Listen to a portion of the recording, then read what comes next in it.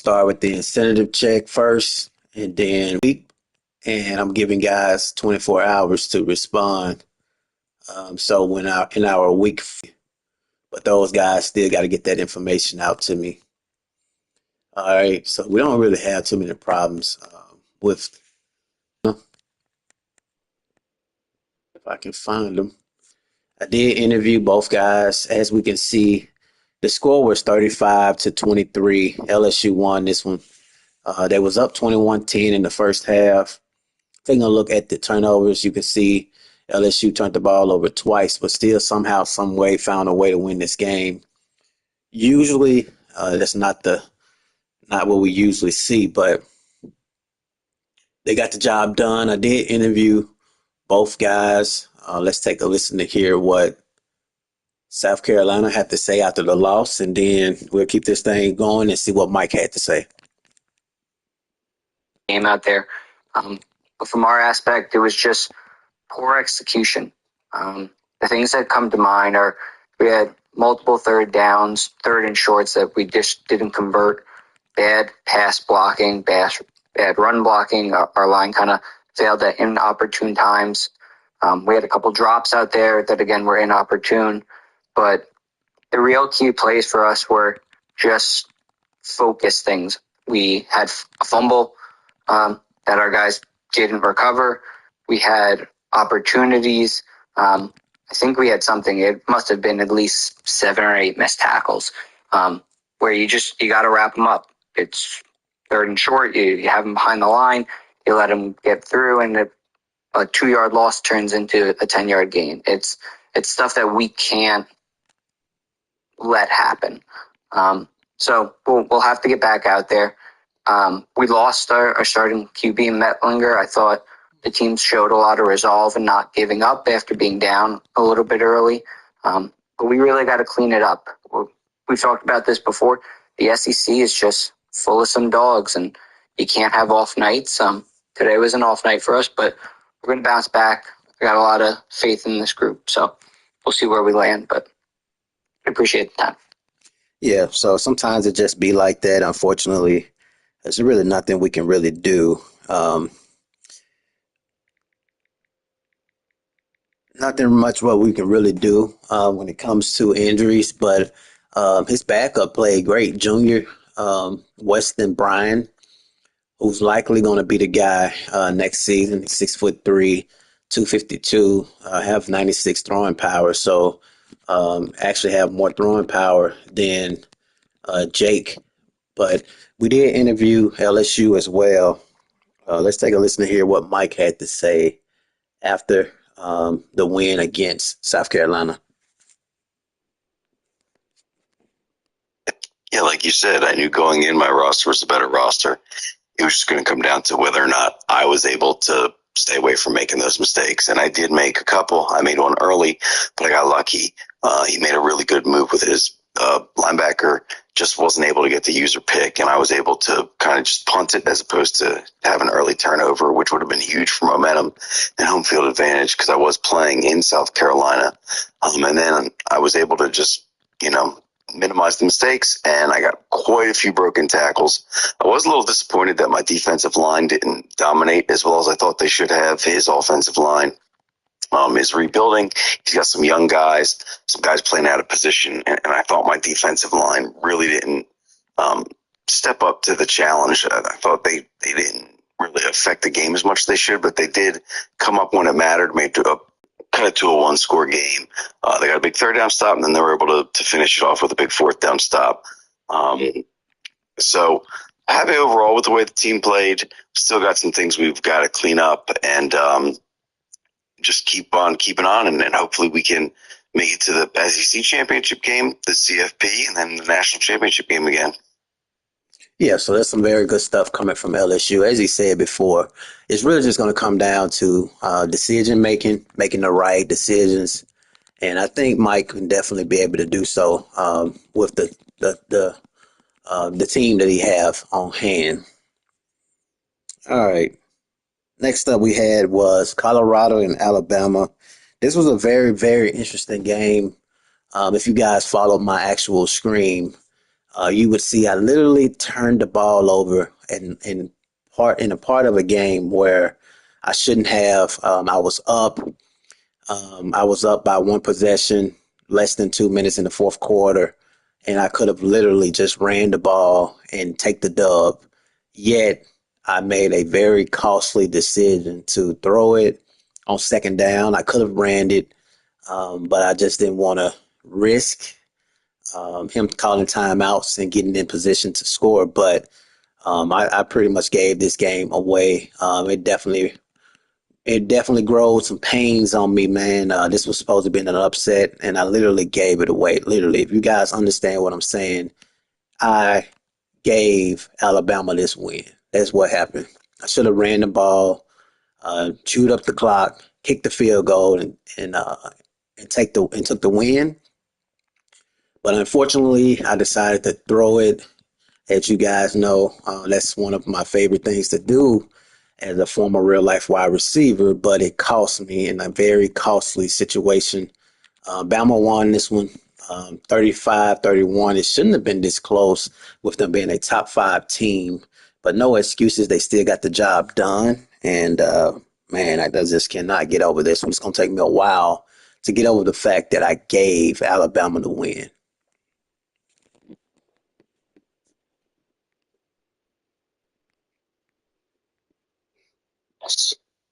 I gotta say, very tough matchup. Looked at your team, thought I was gonna have it pretty easy. Looked at the matchups on corners, wide receivers. I said, "Oh, this should be easy." Man, I must say, Steve, man, you had me on the ropes. Alabama was about to go down. That last play in the fourth quarter, the pick interception, that was what changed the game. And their defense held up. I thought this before. Just because you have a 99 rated team doesn't mean they're 99 rated. Doesn't mean they're the best. And you gave me reaffirmation of that by coming out and driving me down as far as you did. And you gave me a hell of a game. You gave me a hell of a scare.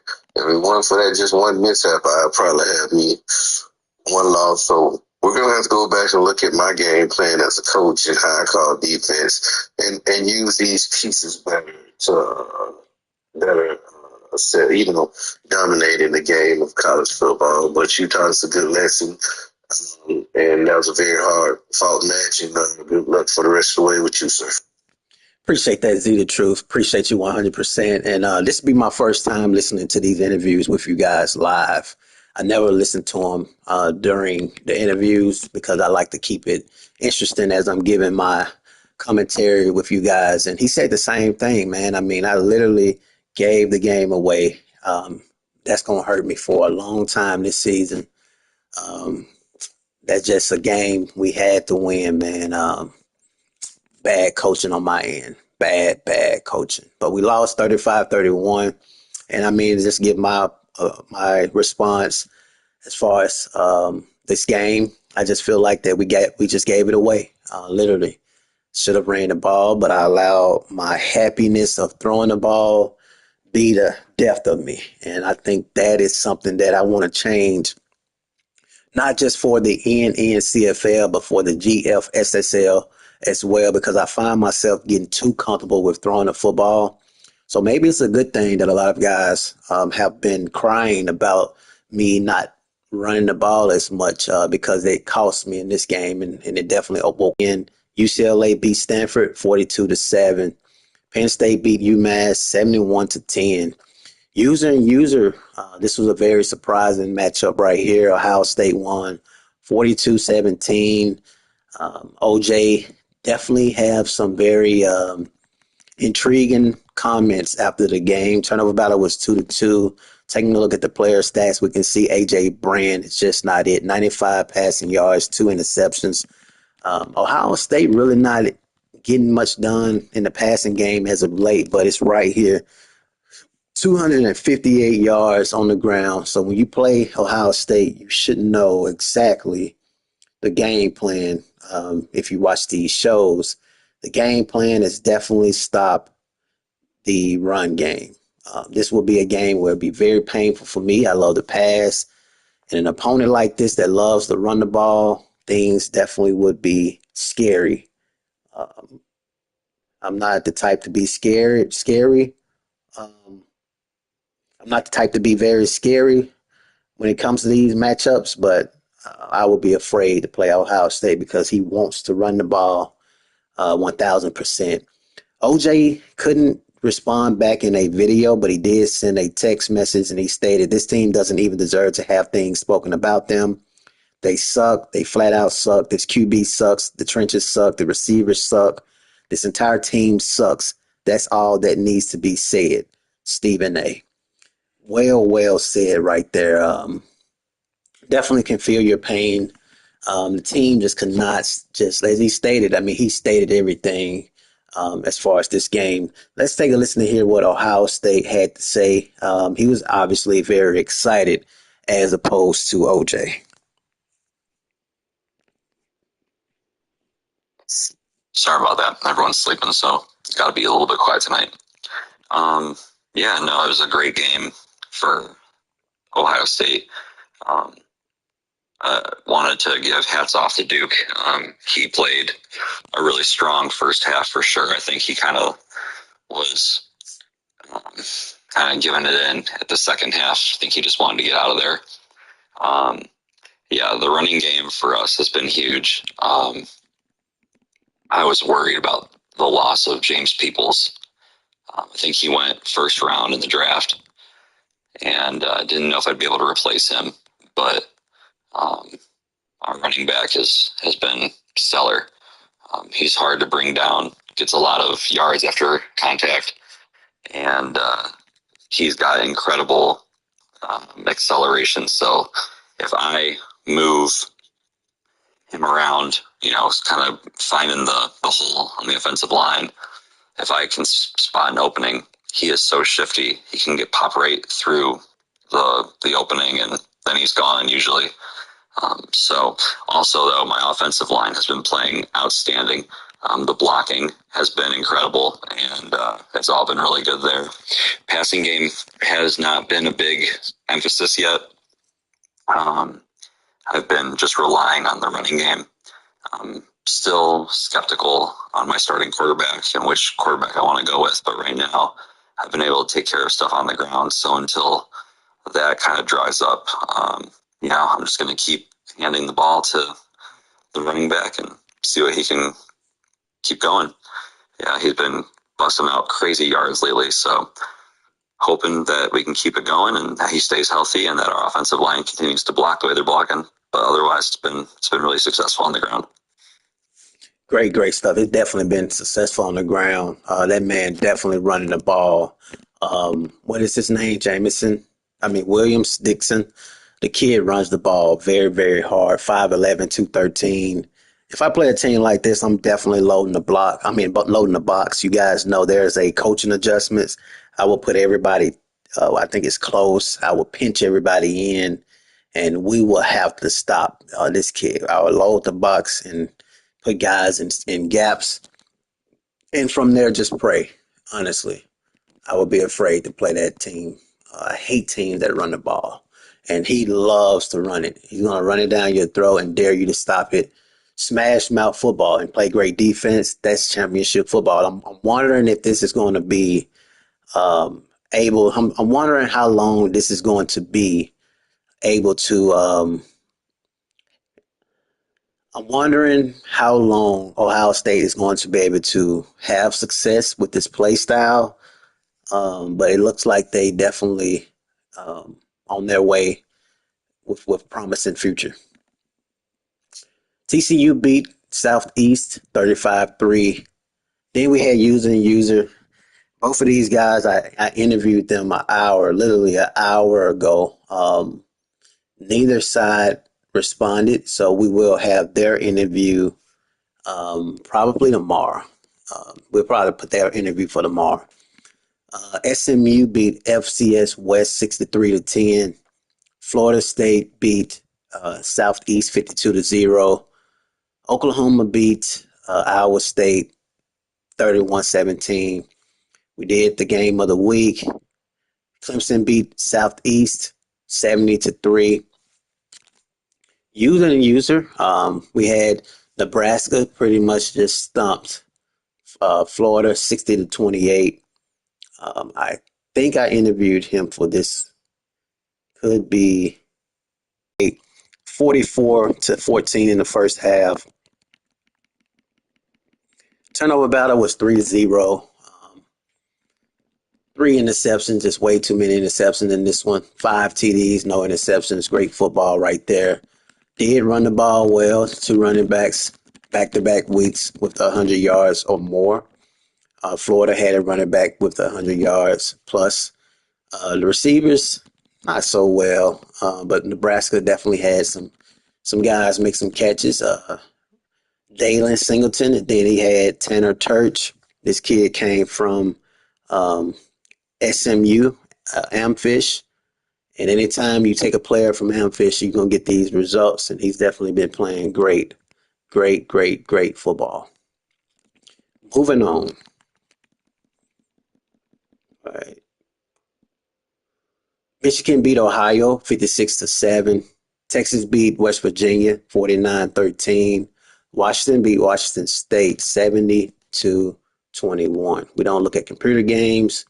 Taking a look at the college football top 25. LSU, Florida State, Georgia, Nebraska, Bama, Michigan, USC, Clemson, Notre Dame, and Washington in the top 10. USC moved in the top 10.